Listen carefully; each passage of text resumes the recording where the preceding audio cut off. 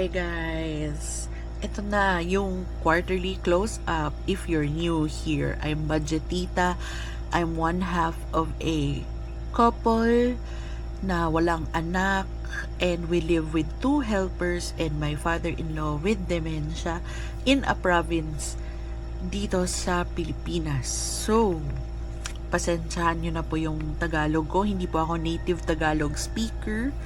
So, at minsan maarte din ako magsalita. So, please bear with me. Our quarterly close out. So, hindi lang merong monthly. I also believe in quarterly. So, parang you have to take a look kung ano yung trending, ano yung areas you have to work on din. So, yun. So, we're gonna start first quarter of year 2026.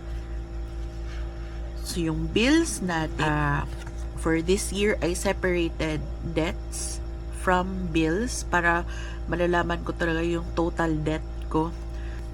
This increased, no? Yung bills natin, January at 14,000, Feb 39, tsaka yung March 52. The reason for the increase nung March is because 2 times kami nagbayad ng kuryente. If you can remember yung kwento ko na late yung statement of account ng electric company, tapos in-adjust yung date, pero yung sa next billing, on time na sila nagbigay. So, same month ako nagbayad ng kuryente. So, ito yung nagpalaki.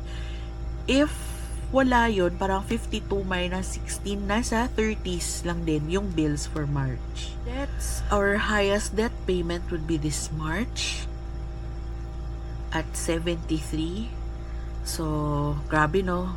Imagine, this could have been money. This could have been extra money, diba?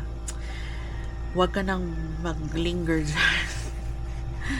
For food, malaki ang gastos for March. Yung February, kung kailan nga merong Valentine, saka pa siya maliit. Anyway, yung household expenses, so bumaba talaga siya nung Feb, tumaas ng konti ng March, and ngayon we're having several house repairs din, kasi luma na po yung bahay na pinagtitirahan namin. For telco, actually I included this with bills, pero separately, nasa 7 to 8 yung niya. I hope this year, yung smart ko, pwede ko pa siyang mapalesen further yung plan. Kasi naka-tie up ito sa phone kasi nasira yung phone. Actually, 2 phone ko yung nasira noong 2023. Kaya ako nagkaroon ng 2 bagong phone na naka-tie up with an amortization. Sa transpo, so we can see here a pattern na January nasa 8K, Feb 4K, mas lesser days kasi din yung Feb.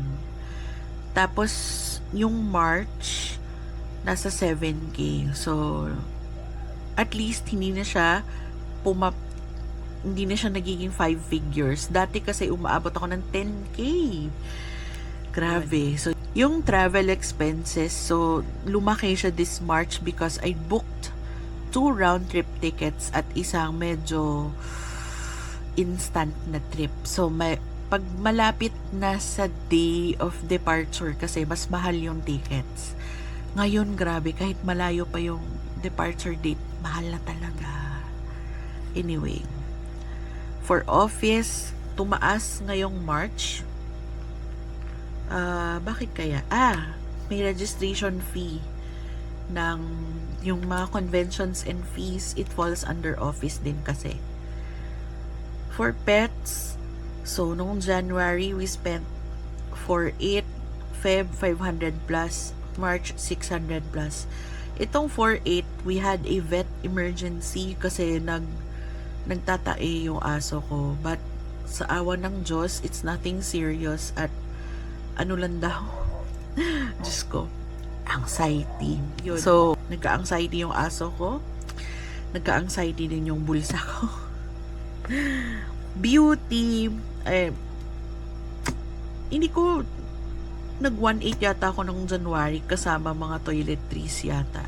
or yung in-order kong mga skincare, hair serum, ganon. So actually, paubos na yung iba. Bibili na ako soon. So, yung Feb 900 at nung March 525 lang. Pedicure lang talaga to. Gifts. Grabe, gifts galore ako ngayon So, nabigay ko na yung iba cash gift, yung iba contribution sa kung saan ako nagtatrabaho.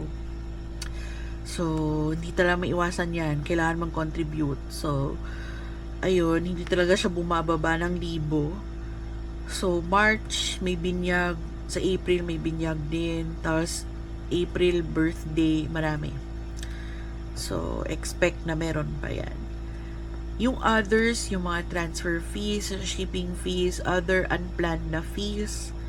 So, bumaba siya this March at 361. Yung health, tumaas ng konti this March. So, yung 670, ano ko lang to maintenance. 759, maintenance. Pero tumaas siya ng 900 plus kasi nagkaubo at sipon kami ng parents ko. So, nung bumili ako ng gamot, dinala ko yung father ko sa gamot. So, yun. For shopping, tumaas this March. May mga nabili lang na stuff. Kaya ako no spend ngayong April. So, yun. And total expenses. Tumaas talaga ngayong March. Teka, hindi nyo makikita. Adjust ko naman ulit yung camera. Ilalapit ko. So, red is for January. Yung black is for February. Sorry, ganyan Hindi ako naglagay ng line kasi. Tamad ba naman?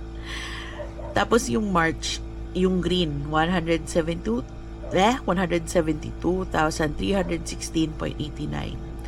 Yung 140 ng Feb, understood yan kasi it has lesser days.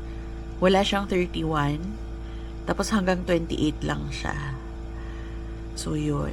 So, gusto ko pang yung standard ko is bababa pa ng 140k yung monthly expenses ko. Kaso, yun, nagta-travel kasi ako for thesis, for my career. Tapos lakas ko po kumain sa labas. Actually, kumakain talaga kami sa labas as a family every Sunday. Ano kasi yun tradition. So, hindi mo talaga ma-erase yan. So, I'm also doing some reflection kung ano yung iibahin ko sa budget ko compared to the budget I made last 2025. So, I'll just organize this and give it back to you in another video. So, yun. Ito yung ating monthly na tuloy, quarterly close out. So, for review, tingnan natin yung January close out. Yung January, meron akong positive na 1,292.04. Yung Feb, meron akong positive na 8,975.98. So, yung March, meron akong positive na 13,614.71.